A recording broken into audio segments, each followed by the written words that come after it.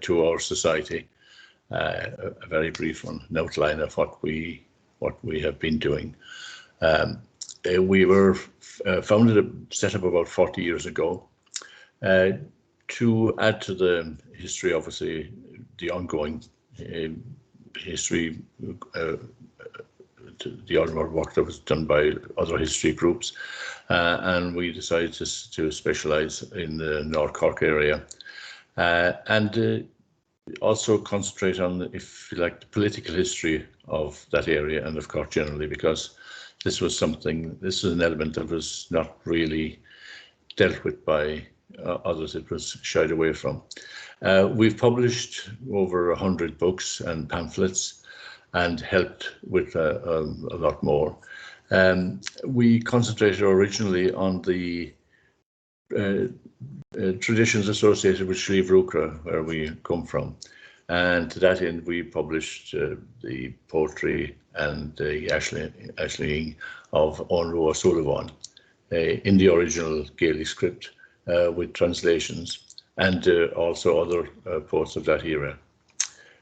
We published original material from the Young Ireland movement, and the leaders of that movement, Thomas Davis, Gavin Duffy Davis, of course, came from Mallow, and from The Nation, extracts from their paper, The Nation.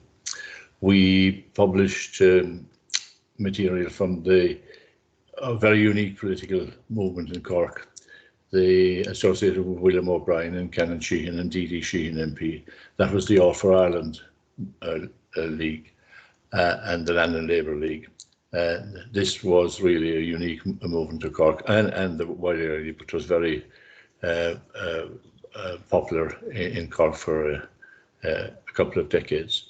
And it's unique to Cork, and no history of Cork is complete without a full understanding of that period, but it's very much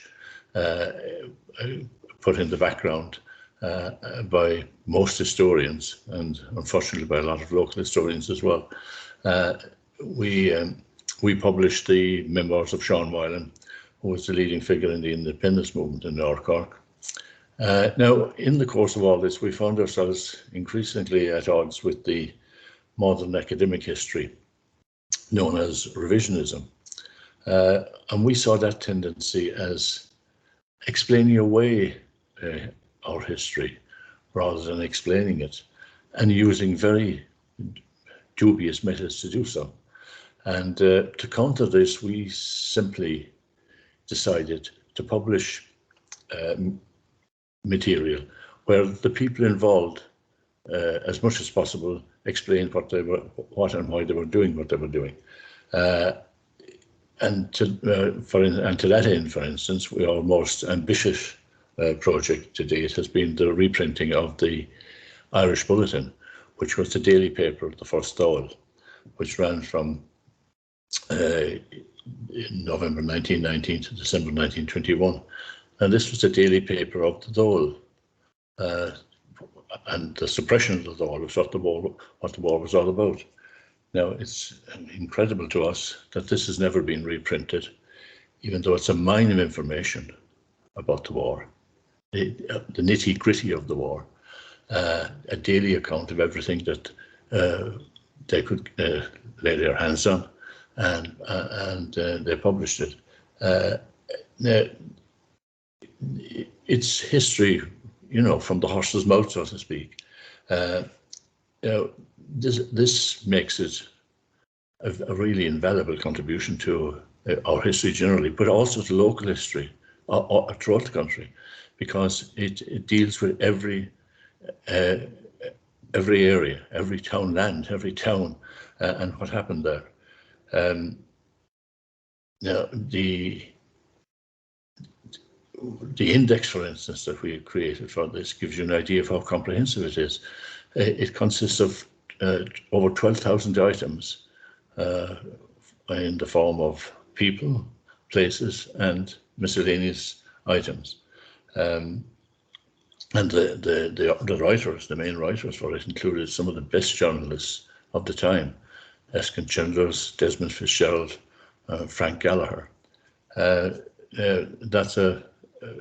It's there are 6 volumes of this. It's available, and this is our primary project at the moment.